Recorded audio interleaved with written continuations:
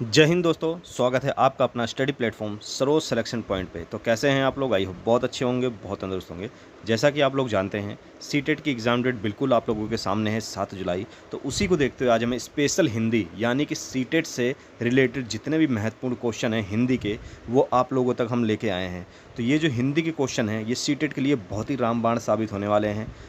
CTET के exam के लिए काफ़ी हेल्पफुल साबित होने वाले हैं। तो इस वीडियो को अच्छे से देखेंगे, काफ़ी यूज़फुल वीडियो है जो आपके सीटेट के एग्ज़ाम में संभवतः इनसे क्वेश्चन देखने को मिल जाए। ये सभी इतने इंपॉर्टेंट क्वेश्चन हैं जो 15-20 सालों से हर बार सीटेट के हिंदी के सिलेबस में यानी कि हिंदी भाषा में हमेशा रिपीट किए जा रहे हैं। तो संभवतः आपको भी देखने को इनसे क्वेश्चन मिल सकते हैं। तो चलिए दोस्तों, जल्दी से हम सभी के सभी हिंदी के महत्वपूर्ण क्वेश्चनों को हम पढ़ेंगे। उससे पहले अगर चैनल पर नए हैं तो सब्सक्राइब करिए, अपने दोस्तों तक भी शेयर करिए। चलिए दोस्तों, क्वेश्चन नंबर 1 की ओर चलते हैं। क्वेश्चन नंबर 1 क्या कहता है? एक से अधिक भाषाओं का प्रयोग। एक से अधिक भाषाओं का प्रयोग क्या कहलाता है? चलिए देख लेते हैं। एक से अधिक भाषाओं का प्रयोग जो है वो संज्ञात्मक विकास में सहायक होता है। किस में होता है? संज्ञात्मक विकास में सहायक होता है। तो मतलब आपका ऑप्शन सी बिल्कुल राइट आंसर होगा। क्या होगा? ऑप्शन सी बिल्कुल राइट आंसर होगा। यानी कि एक से अधिक भाषाओं का प्रयोग संज्ञात्मक विकास में सहायक है। ठीक है, याद रखेंगे। तो आपका ऑप्शन सी बिल्कुल सही आंसर होगा। ये जितने भी क्वेश्चन हैं हर साल सीटेट के एग्ज़ाम में रिपीट होते आ रहे हैं, तो संभवतः आपके एग्ज़ाम में देखने को मिल सकते हैं। दृष्टिबाधित, अगला क्वेश्चन कहता है दृष्टिबाधित बच्चों को भाषा सीखने समय, दृष्टिबाधित बच्चों को भाषा सीखने समय तो क्या कहलाता है? चलिए देख लेते हैं। तो याद रखेंगे, दृष्टिबाधित बच्चों को भाषा सिखाते समय यह आवश्यक होता है कि उनके बीच अधिक से अधिक मौखिक भाषा का प्रयोग किया जाए। किसका किया जाए? मौखिक भाषा का प्रयोग अधिक से अधिक किया जाए। मतलब ऑप्शन डी आपका बिल्कुल राइट आंसर होगा। अधिक से अधिक मौखिक भाषा का प्रयोग करा जाना जरूरी है। जो दृष्टिबाधित यानी कि जिनको आंखों से कम दिखता है, उनको अधिक से अधिक मौखिक भाषा का प्रयोग करना चाहिए। ठीक है, याद रखेंगे। आंखों से उनको कम दिखता है या आंखों से दिखता ही नहीं है, यानी कि। चलिए अगला क्वेश्चन क्या कहता है? अगला क्वेश्चन कहता है प्राथमिक स्तर पर भाषा की पाठ्य पुस्तकों में से किस तरह की रचनाओं को स्थान दिया जाना चाहिए? तो प्राथमिक स्तर पर भाषा की पाठ्य पुस्तकों में किस तरह की रचनाओं को स्थान दिया जाना चाहिए? तो किस तरह की रचनाओं को दिया जाना चाहिए? तो याद रखेंगे, प्राथमिक स्तर पर भाषा की पाठ्य पुस्तकों में ऐसी रचनाओं को स्थान देना चाहिए जो बच्चों के परिवेश से जुड़ी हो।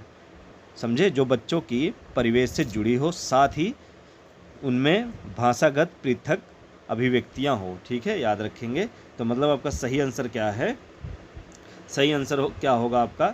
तो आपका जो सही आंसर होगा वो होगा ऐसी रचनाएं जो बच्चों के परिवेश से जुड़ी हो और जिस भाषा की अलग अलग छटाएं हो। ठीक है, याद रखेंगे। यानी कि ऑप्शन बी बिल्कुल आपका राइट आंसर होगा।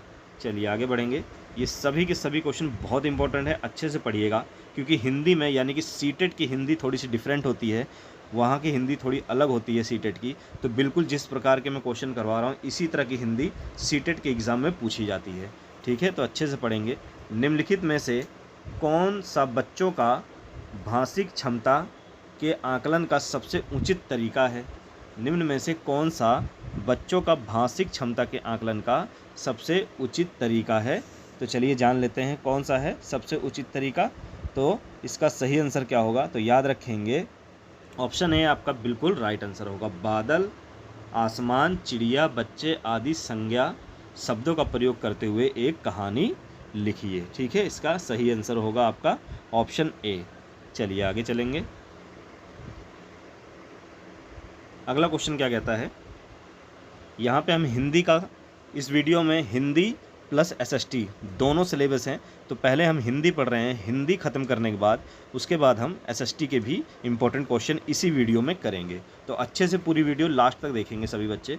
चलिए क्वेश्चन क्या कहता है? बच्चों की मौखिक अभिव्यक्ति का विकास करने के लिए सबसे कम प्रभावित तरीका कौन सा है? तो कौन सा है? तो याद रखेंगे, व्याकरण आधारित संरचना अभ्यास। ठीक है, व्याकरण आधारित संरचना अभ्यास, जो कि आपका राइट आंसर होगा। ठीक है, याद रखेंगे। चलिए आगे बढ़ते हैं। अगला क्वेश्चन क्या कहता है? निम्नलिखित में से कौन सा द्वितीय भाषा शिक्षण का उद्देश्य नहीं है? निम्नलिखित में से कौन सा द्वितीय भाषा शिक्षण का उद्देश्य नहीं है?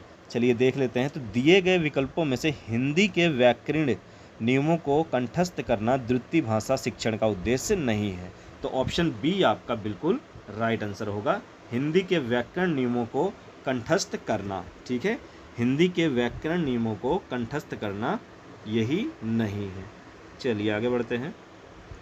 अगला क्वेश्चन कहता है भाषा सीखने के लिए कौन सा कारक सर्वाधिक महत्वपूर्ण है?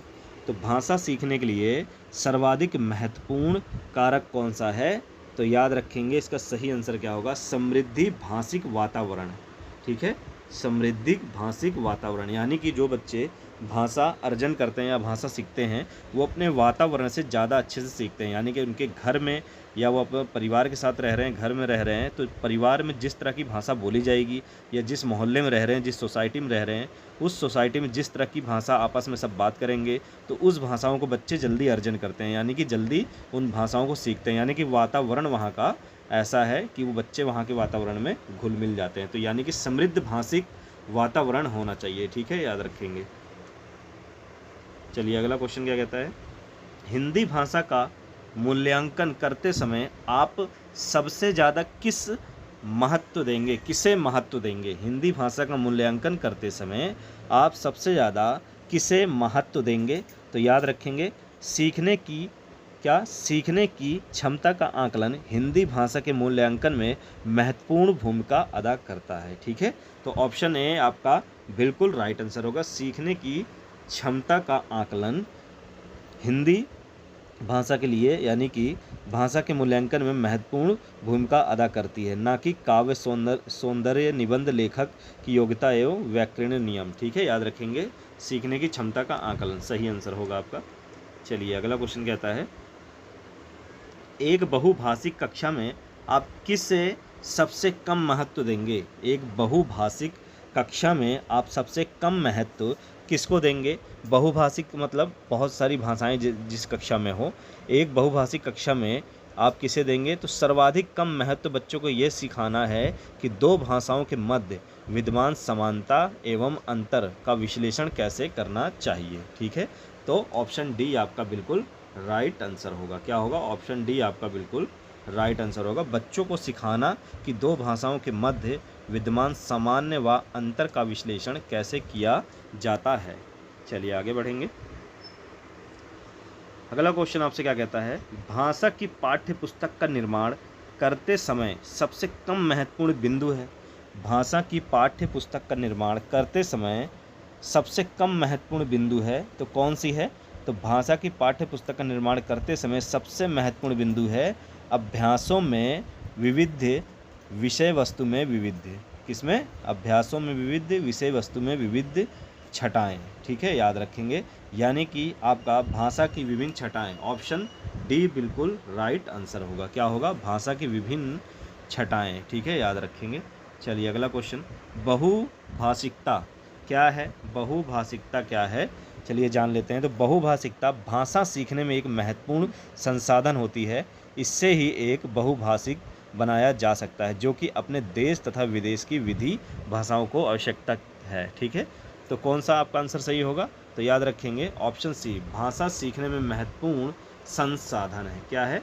भाषा सीखने में महत्वपूर्ण संसाधन है। ठीक है, याद रखेंगे क्या है? भाषा सीखने में महत्वपूर्ण संसाधन है, याद रखेंगे। चलिए आगे बढ़ते हैं। अगला क्वेश्चन कहता है भाषा। ठीक है, क्या कहता है? भाषा। तो भाषा से क्या अभिप्राय है? भाषा एक नियमबद्ध व्यवस्था है। क्या है? भाषा एक नियमबद्ध व्यवस्था है, यानी कि आपका ऑप्शन बी बिल्कुल राइट आंसर है, भाषा नियमबद्ध एक व्यवस्था है। ठीक है, याद रखेंगे, वो चाहे प्रत्येक भाषा, चाहे वो हिंदी हो या अंग्रेजी हो या तमिल हो, सबको अपनी आधारभूत नियमबद्ध व्याकरण तकनीकी होती है। ठीक है, याद रखेंगे, तो उसे समझकर ही भाषा पर विशुद्ध पकड़ बनाई जा सकती है। याद रखेंगे, भाषा एक नियमबद्ध व्यवस्था है। चलिए आगे बढ़ेंगे। अगला क्वेश्चन कहता है बच्चे विद्यालय आने से पहले क्या करते हैं? बच्चे विद्यालय से आने से पहले मतलब कैसी तैयारी होती है उनकी? तो याद रखेंगे, बच्चे विद्यालय आने से पहले कैसी तैयारी उनकी होती है? तो प्रत्येक बच्चे को उनके माता पिता विद्यालय भेजते हैं, पहले बोलचाल, हाव भाव तथा कार्य व्यवहार इत्यादि जो भी सामाजिक सदाचार नैतिकता के नियम हैं उनमें बच्चों को प्रशिक्षित करते हैं। ठीक है, तो आपका ऑप्शन ए बिल्कुल राइट आंसर होगा। अपनी भाषा नियमबद्ध व्यवस्था की व्यवहारिक कुशलता के साथ आते हैं। ठीक है, याद रखेंगे। तो बच्चे क्या है, जो व्यवहारिक कुशलता होती है, भाषा होती है, वो अपने परिवार से ही सीख के आते हैं, अपने आसपास के वातावरण से ही वो सीख के आते हैं। ठीक है, याद रखेंगे। चलिए आगे बढ़ते हैं। भाषा अर्जन और भाषा अधिगम के संदर्भ में कौन सा कथन सही नहीं है? ठीक है, कौन सा कथन सही नहीं है? चलिए देख लेते हैं। तो याद रखेंगे, भाषा अधिगम प्रयासपूर्ण होता है। ठीक है, भाषा अधिगम प्रयासपूर्ण होता है, ये कथन बिल्कुल गलत है। ठीक है, क्योंकि बालक शिशुअवस्था से ही भाषा सीखना प्रारंभ कर देता है। क्योंकि बच्चा जब अपने घर में होता है, जब वो छोटा सा होता है, तभी से वो अपने माता पिता, आसपास के जितने भी लोग होते हैं, उनसे हर चीज़ सीखना स्टार्ट कर देता है। ठीक है, वहाँ के वातावरण से सीखना स्टार्ट कर देता है। ठीक है, याद करेंगे। तो इसका राइट आंसर क्या होगा? भाषा अधिगम प्रयासपूर्ण होता है। ठीक, यही आपका सही नहीं है। ठीक है, याद रखेंगे क्या सही नहीं है? भाषा अधिगम प्रयासपूर्ण होता है। ठीक, याद रखेंगे। चलिए आगे बढ़ेंगे अगले क्वेश्चन की ओर। अगला क्वेश्चन आपसे क्या कहता है? अगला क्वेश्चन आपका क्या कहता है? अगला क्वेश्चन कहता है कि इक प्रत्यय का उदाहरण है। इक प्रत्यय का उदाहरण है, तो क्या है? इक का प्रत्यय का उदाहरण कौन है? तो याद रखेंगे, सांस्कृतिक। ठीक, इसमें आप देख सकते हैं इक लास्ट में यानी कि आखिरी में इक का साउंड आ रहा है, इक की ध्वनि आ रही है, सांस्कृतिक। ठीक, तो यही आपका प्रत्यय है। ठीक है, याद रखेंगे, इक प्रत्यय सांस्कृतिक में लगा हुआ है। ठीक है, याद रखेंगे। चलिए आगे बढ़ते हैं। अगला क्वेश्चन आपसे क्या कहता है? मनगढ़ित का अर्थ है, मनगढ़ित का अर्थ, मनगढ़ित का सॉरी मनगढ़ित का अर्थ क्या होता है? मनगढ़ित का अर्थ क्या होता है? चलिए जान लेते हैं इन चारों ऑप्शनों में। कठिन गणित, मनगढ़ित, या मनपसंद गणित, या मन ही मन हिसाब लगाना। तो इसका सही आंसर होगा दोस्तों, मन ही मन हिसाब लगाना। मन गणित का मतलब होता है जब भी कोई छोटी मोटी गणित होती है तो इंसान जो होता है, व्यक्ति जो होता है, वो अपने मन में ही उसकी गणना करने की कोशिश करता है या गणना कर लेता है। ठीक है, मन ही मन हिसाब लगाने को मन गणित कहा जाता है। क्या कहा जाता है? मन गणित कहा जाता है, याद रखेंगे। चलिए आगे बढ़ेंगे। मन ही मन हिसाब लगाना। चलिए अगला क्वेश्चन क्या कहता है? संयुक्त क्रिया का उदाहरण है।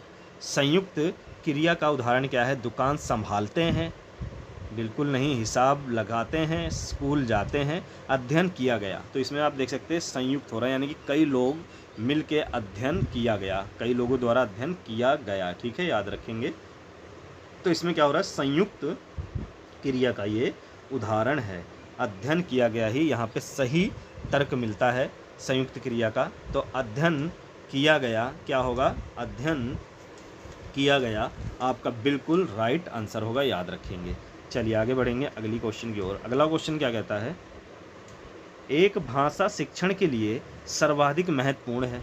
क्या महत्वपूर्ण है? एक भाषा शिक्षण के लिए सर्वाधिक महत्वपूर्ण क्या है? चलिए पहले जान लेते हैं। तो एक भाषा शिक्षक के लिए ये ज़रूरी है कि वह अपने बच्चों को भाषा प्रयोग के अवसर उपलब्ध कराएं। ठीक है, ऑप्शन बी बिल्कुल राइट आंसर होगा। क्या होगा? एक भाषा शिक्षक के लिए क्या जरूरी है? कि वह अपने बच्चों को भाषा प्रयोग के अवसर उपलब्ध कराए, ताकि भाषा संबंधी उनकी पकड़ मजबूत हो सके। ठीक है, ताकि भाषा संबंधी उनकी पकड़ मजबूत हो सके, यानी कि ऑप्शन बी बिल्कुल राइट आंसर है। बच्चों को भाषा प्रयोग के अवसर उपलब्ध कराए जाएं। चलिए अगला क्वेश्चन। अगला क्वेश्चन कहता है, भाषा की कक्षा में एक शिक्षक बच्चों से क्या अपेक्षा रखता है? भाषा की कक्षा में यानी कि क्लास में भाषा की एक शिक्षक बच्चों से क्या अपेक्षा रखता है? तो चलिए जान लेते हैं। तो क्या अपेक्षा रखता है वो? चलिए देखते हैं। तो वो अपेक्षा क्या रखता है? वो अपेक्षा रखता है कि भाषा की कक्षा में एक शिक्षक अपने बच्चों से अपेक्षा रखता है कि बच्चे जो प्रश्न पूछें बच्चों से, यानी कि जो प्रश्न पूछे जाएं उसका उत्तर बच्चे खुद दें। ठीक है, तो याद रखेंगे क्या दें? बच्चे खुद दें, यानी कि बच्चे सवालों के बंधे बंधाए जवाब ना दें। यानी कि शिक्षक जो क्वेश्चन उनसे करता है उनके बंधे बंधाए जवाब ना दें, सीधे सीधे उसके उत्तर बच्चे उनको दें। ठीक है, सवालों के जवाब सीधे सीधे दें। चलिए अगला क्वेश्चन, भाषा स्वयं में क्या है? चलिए जान लेते हैं। तो भाषा स्वयं में क्या है? तो भाषा स्वयं में क्या है? ये स्वयं में एक नियमबद्ध व्यवस्था है। क्या है? ये एक नियमबद्ध व्यवस्था, यानी कि ऑप्शन ए बिल्कुल राइट आंसर होगा आपका। क्या है? नियमबद्ध व्यवस्था है। ठीक है, याद रखेंगे। चलिए अगला क्वेश्चन कहता है भाषा का प्रयोग। तो भाषा का प्रयोग कैसे किया जाना चाहिए? तो भाषा का प्रयोग कैसे किया जाना चाहिए? तो याद रखेंगे, भाषा का दृष्टिकोण एकांकी ही नहीं होता, बल्कि ये जीवन के विभिन्न संदर्भों से जुड़ी हुई होती है। ठीक है, याद रखेंगे, ये केवल पाठ्य पुस्तक या परीक्षा अथवा मुद्रण सामग्री से ही संबंध नहीं होती। तो आपका सही आंसर क्या होगा? जीवन के विभिन्न संदर्भ में होता है। भाषा का प्रयोग जीवन के विभिन्न संदर्भ में होता है। ठीक है, याद रखेंगे। चलिए अगला क्वेश्चन क्या कहता है? बच्चे अपने परिवेश में स्वयं भाषा अर्जित करते हैं, इसका एक निहितार्थ क्या है? बच्चे अपने परिवेश में स्वयं भाषा अर्जित करते हैं, इसका एक निहितार्थ क्या है? तो इसका सही आंसर क्या होगा? देखेंगे, बच्चे अपने परिवेश में स्वयं भाषा अर्जित करते हैं, अतएव ये आवश्यक है कि उन्हें समृद्ध भाषिक परिवेश उपलब्ध कराया जाना चाहिए। ठीक है, याद रखेंगे, यानी कि ऑप्शन डी आपका बिल्कुल सही होगा। बच्चों को समृद्ध भाषिक परिवेश उपलब्ध कराया जाए। ठीक है, याद रखेंगे। तो ऑप्शन डी बिल्कुल राइट आंसर होगा। चलिए आगे चलते हैं। अगला क्वेश्चन, भाषा सीखने सिखाने का उद्देश्य है। भाषा सीखने सिखाने का उद्देश्य है। क्या है भाषा सीखने सिखाने का उद्देश्य? तो याद रखेंगे, भाषा के सीखने अथवा सिखाने के पीछे निहित उद्देश्य ये होता है कि ये विभिन्न स्थितियों में भाषा का प्रभावी प्रयोग किया जा सकता है। ठीक है, यानी कि ऑप्शन सी आपका बिल्कुल सही है। विभिन्न स्थितियों में भाषा का प्रभावी प्रयोग किया जा सकता है। आपका सी बिल्कुल राइट आंसर होगा। चलिए अगला क्वेश्चन क्या कहता है? भाषा अर्जन में महत्वपूर्ण है। क्या महत्वपूर्ण है भाषा अर्जन में? तो भाषा अर्जन में जो महत्वपूर्ण है वो क्या है कि पीछे निहित उद्देश्य ये होता है कि भाषा के विभिन्न रूपों का प्रयोग किया जा सके, जिसे भाषागत विकास हो सके। ठीक है, यानी कि ऑप्शन बी आपका बिल्कुल राइट आंसर है। भाषा के विभिन्न रूपों का प्रयोग किया जाए। ठीक है, याद रखेंगे। चलिए अगला क्वेश्चन कहता है बच्चों की भाषा संबंधी क्रमिक प्रगति का लेखा जोखा करना से संभव है। किससे संभव है? बच्चों की भाषा संबंधी क्रमिक प्रगति का लेखा जोखा करना किससे संबंधित है? चलिए देख लेते हैं। तो किससे संबंधित है? चलिए देखते हैं। तो याद रखेंगे, पोर्टफोलियो। ठीक है, पोर्टफोलियो से संबंधित है। किससे संबंधित है? पोर्टफोलियो से संबंधित है। बच्चों की भाषा संबंधी क्रमिक गति की लेखा जोखा रखना पोर्टफोलियो से ही संभव है। ठीक है, पोर्टफोलियो किसी संस्था या व्यक्ति द्वारा किए गए निवेशों का एक उचित संयोजन या संग्रह होता है। ठीक है, याद रखेंगे। चलिए आगे बढ़ते हैं। भाषा की पाठ्य पुस्तक। भाषा की पाठ्य पुस्तक से क्या अभिप्राय है? तो भाषा की पाठ्य पुस्तक साध्य नहीं अपितु एक साधन है, जिसके द्वारा हम ज्ञान प्राप्त कर सकते हैं। क्या है? भाषा एक ये क्या है? साधन है। ठीक है, जिससे हम ज्ञान प्राप्त कर सकते हैं। ठीक है, ये एक साधन है, याद रखेंगे। चलिए आगे बढ़ेंगे। अगला क्वेश्चन कहता है पत्रिकाएं भाषा सीखने में, मतलब भाषा सीखने के लिए कैसे ज़रूरी है या बाधक है? क्या है? तो पत्रिकाएं भाषा सीखने में कैसे हमारे लिए अच्छी है या बुरी है? क्या है पत्रिकाएं? चलिए जान लेते हैं। तो याद रखेंगे, पत्रिकाओं में भाषा का प्रयोग सामान्य से लेकर विशेष तक होता है। ये सहजता से लेकर साहित्यिकता तक भरा होता है। इस प्रकार ये कहा जा सकता है कि पत्रिकाएं भाषा सीखने में साधन होती हैं। ठीक है, पत्रिकाएं भाषा सीखने में साधन होती है। ठीक है, याद रखेंगे। तो क्या होगा? ऑप्शन डी आपका बिल्कुल राइट आंसर होगा। क्या होगा? ऑप्शन डी बिल्कुल आपका ऑप्शन डी आपका राइट आंसर होगा। क्या होगा? साधन होगा। ठीक है, याद रखेंगे। क्या होगा? साधन। चलिए आगे बढ़ते हैं। बच्चों की भाषा के आकलन का सर्वाधिक प्रभावित तरीका है? क्या है? बच्चों की भाषा के आकलन का सर्वाधिक प्रभावित तरीका क्या है? तो चलिए जान लेते हैं। तो बच्चों की भाषा के आकलन का सर्वाधिक प्रभावित तरीका क्या होता है? पाठ्य सामग्री पर प्रश्न पूछे जाएं। किस पे? पाठ्य सामग्री पर प्रश्न पूछे जाएं, यानी कि ऑप्शन सी बिल्कुल राइट आंसर होगा आपका। प्रश्न पूछना और पढ़ी गई सामग्री पर प्रतिक्रिया व्यक्त करना, ठीक है, याद रखेंगे, ये आपका बिल्कुल राइट आंसर होगा। चलिए आगे चलते हैं। अगला क्वेश्चन क्या कहता है? तो क्वेश्चन क्या कह रहा है? निम्नलिखित में से संज्ञा का उदाहरण नहीं है। तो संज्ञा का जो उदाहरण नहीं है वो क्या है? तो याद रखेंगे अनुशासित। अनुशासित जो है वो संज्ञा का उदाहरण नहीं है, ठीक है, याद रखेंगे। चलिए आगे बढ़ेंगे अगले क्वेश्चन की ओर। अगला क्वेश्चन क्या कहता है? उपयोगी शब्द का विलोम शब्द है।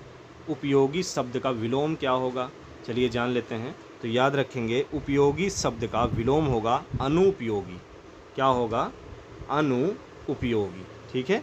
उपयोगी शब्द का विलोम होगा अनुपयोगी। तो ये थे हिंदी के महत्वपूर्ण 30 क्वेश्चन जो आपके एग्जाम के लिए काफ़ी हेल्पफुल साबित होने वाले हैं। चलिए वीडियो को ऐसी पढ़ते रहिए। आगे बढ़ते हैं। अब एसएसटी के हम आगे 30 क्वेश्चन करेंगे। चलिए इस एसएसटी की ओर चलते हैं। साइंस के क्वेश्चन यहाँ पे समाप्त करते हैं। क्वेश्चन नंबर 1 की ओर चलेंगे। क्वेश्चन नंबर 1 क्या कहता है? अर्थशास्त्र के अनुसार मौर्य काल में उत्तर पश्चिम भारत के लिए प्रसिद्ध था। तो क्या प्रसिद्ध था? अर्थशास्त्र के अनुसार मौर्य काल में उत्तर पश्चिम भारत के लिए क्या प्रसिद्ध था? तो चलिए जान लेते हैं क्या प्रसिद्ध था। तो याद रखेंगे अर्थशास्त्र के अनुसार मौर्य काल में उत्तर पश्चिम भारत में कंबल निर्माण के लिए प्रसिद्ध था। याद रखेंगे किसके लिए? कंबल निर्माण के लिए। तो ऑप्शन डी बिल्कुल राइट आंसर होगा। किस निर्माण के लिए? कंबल निर्माण के लिए प्रसिद्ध था, याद रखेंगे, ठीक है। कंबल निर्माण के लिए मौर्य काल उत्तर पश्चिम भारत के लिए प्रसिद्ध था, याद रखेंगे। चलिए क्वेश्चन नंबर 2 की ओर चलेंगे। क्वेश्चन नंबर 2 कहता है एम्फोरा एक क्या था? एम्फोरा एक क्या था? तो एम्फोरा क्या है? याद रखेंगे एम्फोरा क्या है? एम्फोरा क्या चीज़ है? आकार में लंबा तथा दोनों तरफ लगे हत्थे वाला जार एम्फोरा कहलाता है, ठीक है, याद रखेंगे। दोनों तरफ लगा जार एम्फोरा कहलाता है, ठीक। ऑप्शन सी बिल्कुल राइट आंसर है। एम्फोरा क्या कहलाता है? लंबा एवं दोनों तरफ हत्थे से लगा जार एम्फोरा कहलाता है, याद रखेंगे। ऑप्शन सी बिल्कुल राइट आंसर है। अगला क्वेश्चन क्या कहता है? रोमन साम्राज्य में काली मिर्च की इतनी मांग थी कि इस नाम से बुलाते थे। तो किस नाम से बुलाते थे? रोमन साम्राज्य में काली मिर्च की इतनी मांग थी कि इसे किस नाम से बुलाया जाता था? चलिए जान लेते हैं। तो इसको बुलाया जाता था, रोमन साम्राज्य में काली मिर्च को काला सोना कहा जाता था। क्या कहा जाता था? काली मिर्च को काला सोना कहा जाता था, ठीक, याद रखेंगे। रोमन लोगों द्वारा इसे अधिक प्रयोग किए जाने के कारण इसे यमन प्रिया भी कहा जाता था। क्या कहा जाता था? यमन, कहीं कहीं यमन प्रिया भी इसे कहा जाता था, याद रखेंगे, यवन प्रिया। तो हमारा आंसर क्या है? काला सोना इसे कहा जाता था, ठीक, याद रखेंगे। चलिए आगे बढ़ेंगे। अगला क्वेश्चन कहता है रहट, चरखा व आग्नेयास्त्रों का आविष्कार हुआ था। रहट, चरखा व आग्नेयास्त्रों का आविष्कार हुआ था। तो कहाँ हुआ था? तो याद रखेंगे ये हुआ था मध्यकाल में 14वीं एवं 15वीं शताब्दी में हुआ था, ठीक, याद रखेंगे। कब हुआ था? मध्यकाल में हुआ था। कब? 14वीं और 15वीं शताब्दी में, ठीक, याद रखेंगे। 14वीं और 15वीं शताब्दी में मध्यकाल में रहट, चरखा व आग्नेयास्त्रों का आविष्कार हुआ था, याद रखेंगे। ये सारे क्वेश्चन सीटेट के एग्जाम में पूछे गए हैं, इसीलिए मैं आप लोगों तक ये क्वेश्चन लेके आया हूँ। तो अच्छे से ध्यानपूर्वक पढ़ेंगे, बहुत ही इंपॉर्टेंट क्वेश्चन है। चलिए अगला क्वेश्चन क्या कहता है? निम्नलिखित में से दिल्ली के सुल्तान की प्रशंसा में एक संस्कृत प्रशस्ति पाया गया। निम्नलिखित में से दिल्ली के सुल्तान की प्रशंसा में एक संस्कृत प्रशस्ति पाया गया। तो वो कौन सा सुल्तान था? कौन सा सुल्तान था जिसके लिए एक संस्कृत प्रशस्ति पाया गया? तो वो सुल्तान था, याद रखेंगे, अलाउद्दीन खिलजी, ठीक, याद रखेंगे। कौन था? ऑप्शन सी अलाउद्दीन खिलजी की प्रशंसा में एक प्रशस्ति जोधपुर में पाया गया था। कहाँ पाया गया था? जोधपुर में पाया गया था, याद रखेंगे। चलिए आगे बढ़ते हैं। अगला क्वेश्चन क्या कहता है, हिरण्यगर्भ नामक अनुष्ठान किया जाता है। हिरण्यगर्भ नामक अनुष्ठान किया जाता है, तो किस लिए किया जाता है, चलिए जान लेते हैं।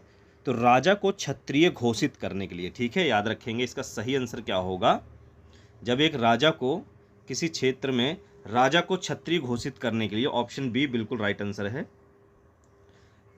हिरण्यगर्भ नामक अनुष्ठान किया जाता है राजा को क्षत्रिय घोषित करने के लिए, चाहे वह जन्म से क्षत्रिय हो या ना हो, ठीक, याद रखेंगे। तो किसके लिए, राजा को क्षत्रिय घोषित करने के लिए यह अनुष्ठान किया जाता है, ठीक, याद रखेंगे। चलिए आगे बढ़ते हैं। अगला क्वेश्चन क्या कहता है, चोल काल में व्यापारियों के संघ को कहा जाता था, क्या कहा जाता था, चोल काल में व्यापारियों के संघ को कहा जाता था, क्या कहा जाता था चोल काल में, तो याद रखेंगे नगरम, ठीक, ऑप्शन सी क्या कहा जाता था, चोल कालीन में व्यापारियों के संघ को नगरम कहा जाता था, जबकि व्यापारियों के संगठन को श्रेणी कहा जाता था। श्रेणी को क्या कहते थे, व्यापारियों का संगठन, संगठन को श्रेणी कहा जाता था और संघ को नगरम कहा जाता था, ठीक, याद रखेंगे, संघ को नगरम कहा जाता था। चलिए आगे बढ़ेंगे। अगला क्वेश्चन कहता है, नाथ साहित्य का संबंध है, नाथ साहित्य का संबंध है किस भाषा से है, नाथ साहित्य का संबंध, तो नाथ जो साहित्य का संबंध है, पहली बात तो याद रखेंगे इसका सही आंसर क्या होगा, वो होगा बंगाली भाषा से, ठीक है, इसका सही आंसर क्या होगा, नाथ साहित्य का संबंध किससे है, बंगाली भाषा से, याद रखेंगे आप लोग। चलिए आगे बढ़ते हैं अगले क्वेश्चन की ओर। अगला क्वेश्चन क्या कहता है, खान अब्दुल गफ्फार खान ने उत्तर पश्चिम सीमांत प्रांत में शक्तिशाली अहिंसक आंदोलन चलाए, जिसे के रूप में जाना जाता है, तो किस रूप में जाना जाता है, खान अब्दुल गफ्फार खान ने उत्तर पश्चिमी सीमांत में शक्तिशाली अहिंसक आंदोलन चलाए, जिसे किसका रूप माना जाता है, किस रूप में माना जाता है, तो याद रखेंगे इसका सही आंसर होगा खुदाई खिदमतगार आंदोलन, ठीक है, इसका सही आंसर क्या होगा, खुदाई खिदमतगार आंदोलन। सविनय अवज्ञा आंदोलन के समय उत्तर पश्चिम में अब्दुल गफ्फार खान ने खुदाई खिदमतगार नामक आंदोलन चलाया था, याद रखेंगे। ये कब चलाया गया था, जब सविनय अवज्ञा आंदोलन चल रहा था, उस टाइम ये आंदोलन इन्होंने चलाया था अब्दुल गफ्फार खान ने, ठीक, कौन सा, खुदाई खिदमतगार नामक आंदोलन इन्होंने चलाया था, ठीक, याद रखेंगे। चलिए आगे बढ़ेंगे अगले क्वेश्चन की ओर। अगला क्वेश्चन कहता है, कांग्रेस द्वारा पारित पूर्ण स्वराज जो कि 1929 के लिए संघर्ष की प्रस्तावना के बाद को स्वतंत्रता दिवस मनाया गया, कब मनाया गया था, कांग्रेस द्वारा पारित पूर्ण स्वराज 1929 के लिए संघर्ष की प्रस्तावना के बाद कब स्वतंत्रता दिवस मनाया गया था, कब मनाया गया था, तो याद रखेंगे ये मनाया गया था 26 जनवरी 1930 को, ठीक, 26 जनवरी 1930 को, ठीक, याद रखेंगे। इस अधिवेशन में पूर्ण स्वराज का प्रस्ताव पारित हुआ था, ठीक, इस अधिवेशन में पूर्ण स्वराज का प्रस्ताव पारित हुआ था, फिर 26 जनवरी 1930 को स्वतंत्रता दिवस मनाए जाने का निर्णय लिया गया था, ठीक, याद रखेंगे कब, 26 जनवरी 1930 में। चलिए आगे बढ़ते हैं। अगला क्वेश्चन क्या कहता है, बिग बियर एक उदाहरण है, बिग बियर एक उदाहरण है, तो किसका उदाहरण है बिग बियर, तो याद रखेंगे बिग बियर जो उदाहरण है वो है नक्षत्र मंडल का, ठीक, किसका है, नक्षत्र मंडल का उदाहरण है, किसका है, नक्षत्र मंडल का जो उदाहरण है वो क्या है, बिग बियर का उदाहरण क्या है, नक्षत्र मंडल, इसका राइट आंसर है, याद रखेंगे। चलिए आगे बढ़ेंगे। अगला क्वेश्चन क्या कहता है, पृथ्वी से चंद्रमा का केवल एक ही भाग दिखाई पड़ता है, क्योंकि किस लिए दिखाई पड़ता है, पृथ्वी से चंद्रमा का केवल एक ही भाग दिखाई देता है, वो किस लिए, क्या कारण है इसका, चलिए जान लेते हैं। तो इसका सही कारण है, चंद्रमा का पृथ्वी के चारों ओर चक्कर लगाने में तथा अपने अक्ष पर घूमने में समान समय लगता है, ठीक, याद रखेंगे। पहले तो इसका आंसर जानेंगे आप लोग, इसका आंसर क्या है, चंद्रमा का पृथ्वी के चारों ओर चक्कर लगाने में तथा अपने अक्ष पर घूमने में समान समय लगता है, ठीक, जब वो पृथ्वी का चक्कर लगाता है और जब वो अपने अक्ष पर घूमता है तो उन दोनों में समान समय लगता है। ठीक, इसका सही आंसर होगा उसका समान समय लगता है। ठीक, याद रखेंगे, इसका सही आंसर है। चलिए आगे बढ़ते हैं। अगला क्वेश्चन कहता है पृथ्वी अपने अक्ष पर घूमती है। पृथ्वी अपने अक्ष पर घूमती है, तो पृथ्वी अपने अक्ष पर पश्चिम से पूरब की ओर घूमती है। याद रखेंगे, कहाँ घूमती है? पश्चिम से पूरब की ओर घूमती है। पृथ्वी अपने अक्ष पर पश्चिम से पूरब की ओर घूमती है। पृथ्वी अपने अक्ष पर घूमना पृथ्वी का घूर्णन कहलाता है। ठीक, पृथ्वी जब अपने अक्ष पर घूमती है तो उसे क्या कहलाता है? वो घूर्णन कहलाता है। क्या कहलाता है? घूर्णन कहलाता है। ठीक है, याद रखेंगे, घूर्णन गति कहलाता है। पृथ्वी अपने अक्ष पर 24 घंटे में एक पूरा चक्कर लगा लेती है। याद रखेंगे, 24 घंटे में एक पूरा चक्कर लगा लेती है। चलिए अगला क्वेश्चन। जैसे जैसे हम पूर्वी गोलार्ध से पश्चिमी गोलार्ध की ओर जाते हैं, देशांतर रेखाओं का आकार क्या हो जाता है? जैसे जैसे हम पूर्वी गोलार्ध से पश्चिमी गोलार्ध की ओर जाते हैं, देशांतर रेखाओं का आकार क्या हो जाता है? तो याद रखेंगे, देशांतर रेखाओं का आकार क्या हो जाता है? क्या हो जाता है? समान रहता है। ठीक, याद रखेंगे, पूर्वी गोलार्ध से पश्चिमी गोलार्ध की ओर जाने पर देशांतर रेखाओं का आकार समान रहता है, क्योंकि प्रत्येक देशांतर रेखा समान होती है। ठीक है, याद रखेंगे, प्रत्येक देशांतर रेखा समान होती है। दो देशांतर रेखाओं के बीच की दूरी 111 किलोमीटर होती है। कितनी होती है?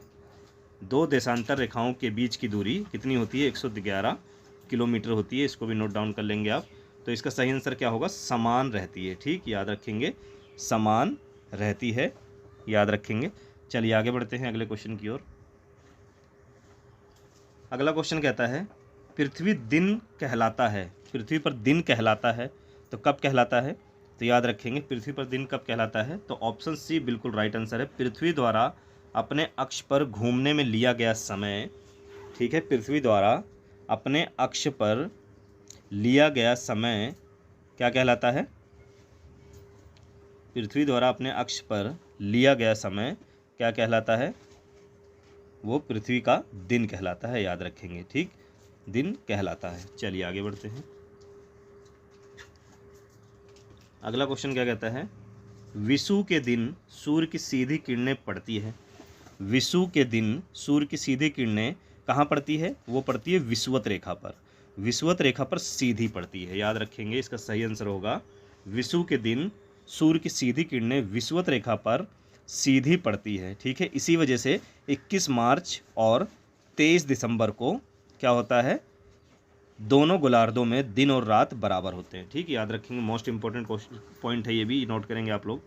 21 मार्च, कब? 21 मार्च और 23 सितंबर क्या होता है? 21 मार्च और 23 सितंबर को दोनों गोलार्धों में दिन और रात इस दिन बराबर होते हैं। ठीक, क्वेश्चन आपसे पूछ ले कि किस दिन दोनों गोलार्धों पे दिन और रात बराबर होते हैं, यानी कि किस डेट को होते हैं, तो 21 मार्च को और 23 सितंबर को दिन और रात बराबर होते हैं दोनों गोलार्धों पे। याद रखेंगे। चलिए आगे बढ़ते हैं। अगला क्वेश्चन कहता है अटलांटिक महासागर में अनेक पोताश्रय एवं पाटन हैं, क्योंकि अटलांटिक महासागर में अनेक पोताश्रय एवं पाटन हैं, क्योंकि किस लिए है ये इसलिए है, अटलांटिक महासागर की तट रेखा जो है अधिक तंदुरीत है। ठीक है, याद रखेंगे, अधिक तंदुरीत है। इसका सही आंसर क्या होगा? ऑप्शन सी बिल्कुल राइट आंसर होगा। चलिए आगे बढ़ते हैं। अगला क्वेश्चन, दुनिया की सबसे लंबी पर्वत श्रृंखला कौन सी है? दुनिया की सबसे लंबी जो पर्वत श्रृंखला है वो कौन सी है?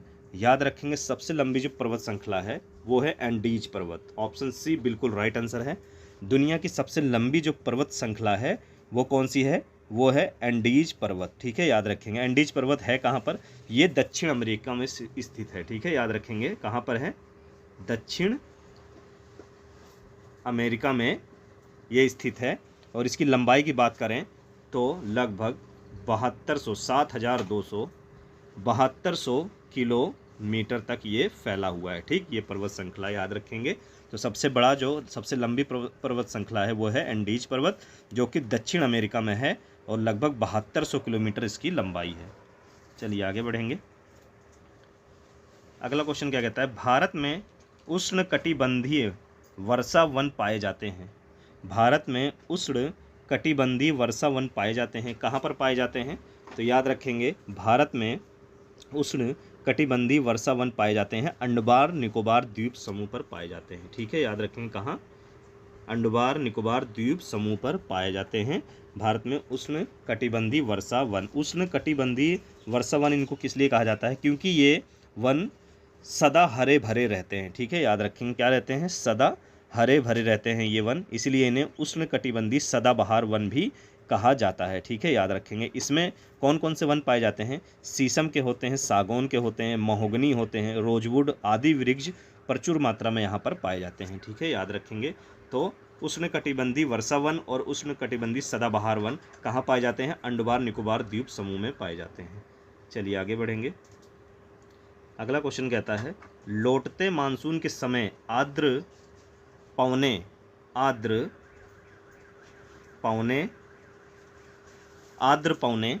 बहती हैं। कहाँ पर बहती हैं? आर्द्र पवनें बहती हैं। कहाँ पर बहती हैं?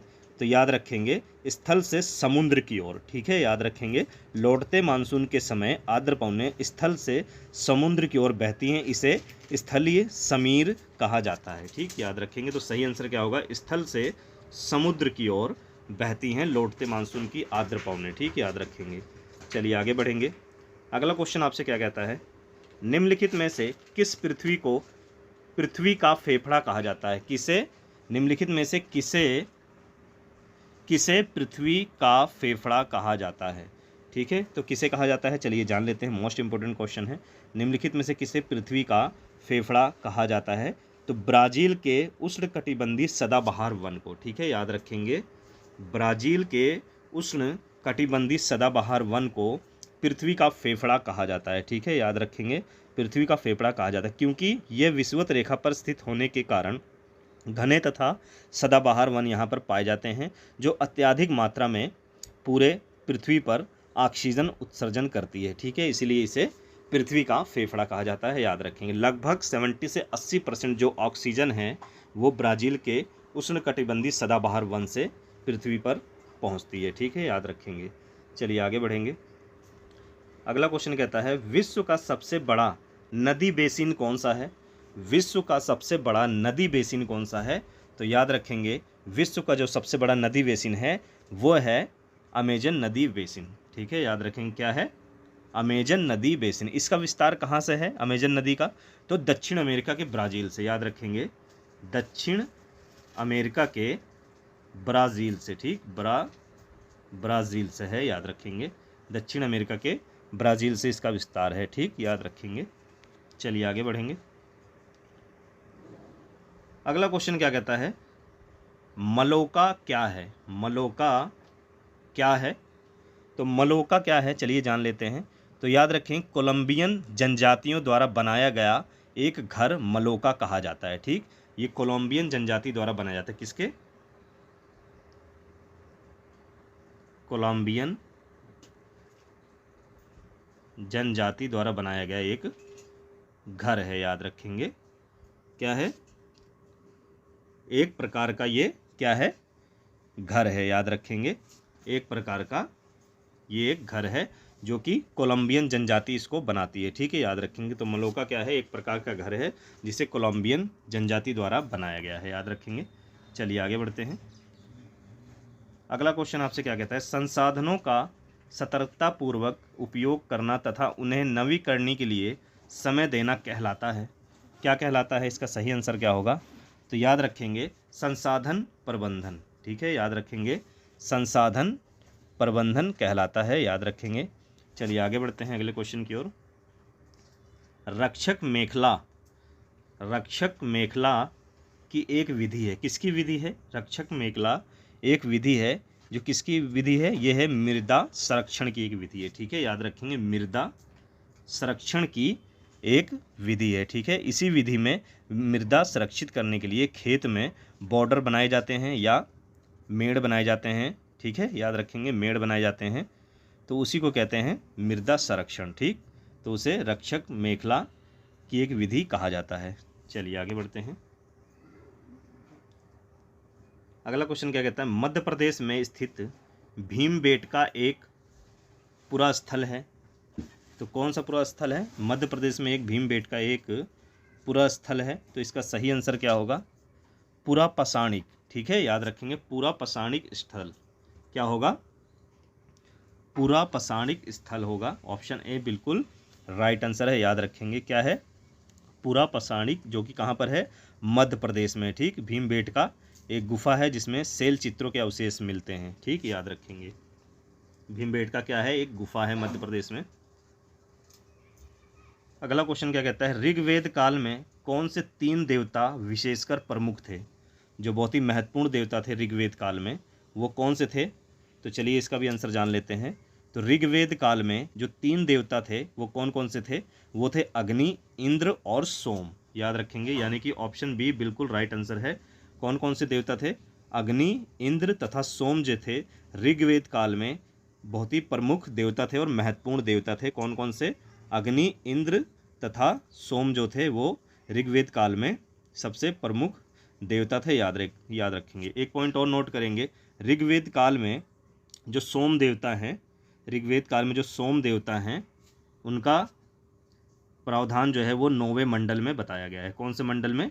9वें मंडल में। कुल मंडल अगर आपसे पूछ ले कि ऋग्वेद काल में कुल मंडल कितने हैं, ये भी आप नोट डाउन कर लेंगे। तो 10 मंडल टोटल ऋग्वेद में है। और सूक्त की बात की जाए तो 1028 सूक्त जो हैं वो ऋग्वेद में पाए जाते हैं। ये भी क्वेश्चन कई बार पूछता है कि ऋग्वेद काल में कितने मंडल और कितने सूक्त हैं। तो ये चीज़ आपको नोट कर लेना है, याद करना है कि 10 मंडल और 1028 सूक्त हैं। इस चीज़ को आप लोग नोट डाउन कर लेंगे। चलिए आगे बढ़ते हैं अगले क्वेश्चन की ओर। अगला क्वेश्चन कहता है, संस्कृत को जिस भाषा परिवार का हिस्सा माना जाता है उसे कहते हैं। तो उसे क्या कहते हैं? संस्कृत को जिस भाषा परिवार का हिस्सा माना जाता है उसे क्या कहते हैं? उसे कहते हैं भारत यूरोप भाषा परिवार। ठीक है, याद रखेंगे, भारत यूरोप भाषा परिवार। ठीक, याद रखेंगे। संस्कृत आर्यों की मूल भाषा थी। किसकी? आर्यों की एक मूल भाषा थी। आर्यों की मूल भाषा थी, इसीलिए ये भारत और यूरोप का भाषा परिवार है। इसको याद रखेंगे। चलिए आगे बढ़ेंगे। अगला क्वेश्चन कहता है, किस स्थान पर मृतक को प्रायः उत्तर की ओर सिर करके दफनाया जाता है? किस स्थान पर मृतकों को उत्तर की ओर सिर करके दफनाया जाता है? तो कहाँ पर दफनाया जाता है? तो इनाम गांव में। ठीक है, याद रखेंगे, कहाँ पर? इनाम गांव में। ताम्रपाषाणिक काल में इनाम गांव में महाराष्ट्र में जो कि स्थित है, यहाँ से कब्र के साक्ष्य प्राप्त हुए जिसमें मृतकों का उत्तर से दक्षिण दिशा में दफनाए गए थे। जिसमें मृतक का सर क्या किया गया था? वो उत्तर की ओर था, बाकी उनका पैर दक्षिण की ओर था। ठीक है, याद रखेंगे। तो कौन सा गांव था वो? इनाम गांव, याद रखेंगे। चलिए आगे बढ़ते हैं। अगला क्वेश्चन कहता है, बुद्ध द्वारा लालसा व इच्छाओं की तृष्णा को निम्नलिखित में से क्या बताया गया है? बुद्ध द्वारा लालसा व इच्छाओं की तृष्णा को क्या बताया गया है? तो इसका सही आंसर क्या होगा? इसका सही आंसर होगा तृष्णा। ऑप्शन बी बिल्कुल राइट आंसर है, तृष्णा होगा, याद रखेंगे। लालसा व इच्छाओं की तृष्णा को बुद्ध ने तृष्णा नाम दिया था। बुद्ध के अनुसार दुख का जो मूल कारण था वो तृष्णा था। याद रखेंगे, क्या था? तृष्णा था। एक चीज़ और नोट डाउन करेंगे कि महात्मा बुद्ध को ज्ञान की प्राप्ति कहाँ पर हुई थी? तो उनको बिहार के बोध गया में ज्ञान की प्राप्ति हुई थी। कहाँ हुआ था ज्ञान की प्राप्ति? बोध गया में। ये भी क्वेश्चन कई बार पूछा है, इसको भी नोट डाउन करेंगे आप लोग कि महात्मा बुद्ध को ज्ञान की प्राप्ति कहाँ हुई थी? तो बोध गया बिहार में हुई थी। और उसके बाद जब उनको ज्ञान की प्राप्ति हुई, ज्ञान प्राप्ति के बाद उन्होंने जब अपना प्रथम उपदेश दिया, प्रथम उपदेश जब लोगों के बीच में आके दिया, तो वो कहाँ पे दिया? वो स्थान कौन सा था? ये भी नोट डाउन करेंगे, कई बार एग्जाम में पूछा है। तो बोध गया में ज्ञान की प्राप्ति के बाद महात्मा बुद्ध ने जब लोगों के सामने आकर अपना पहला उपदेश दिया, तो वो कहाँ पे दिया? वो दिया सारनाथ में। ठीक है, याद रखें, कहाँ दिया? सारनाथ में। सारनाथ कहाँ पर है? ये बनारस में है। ठीक है, याद रखेंगे, बनारस डिस्ट्रिक्ट में है उत्तर प्रदेश के सारनाथ, जहाँ पर महात्मा बुद्ध ने अपना प्रथम उपदेश दिया था। तो ये थे दोस्तों सीटेट के एग्ज़ाम के लिए महत्वपूर्ण क्वेश्चन जो कि सोशल साइंस से हैं, एसएसटी से हैं, सामाजिक विज्ञान के महत्वपूर्ण क्वेश्चन हैं जो अच्छे से आप लोग रटेंगे, आपके संभवतः एग्ज़ाम में इनमें क्वेश्चन देखने को मिल जाएँ। तो चलिए दोस्तों, ऐसे ही मेहनत करते रहिए। फिर मिलेंगे नेक्स्ट वीडियो में एक अच्छे और मोस्ट इंपॉर्टेंट टॉपिक के साथ। तब तक जय हिंद।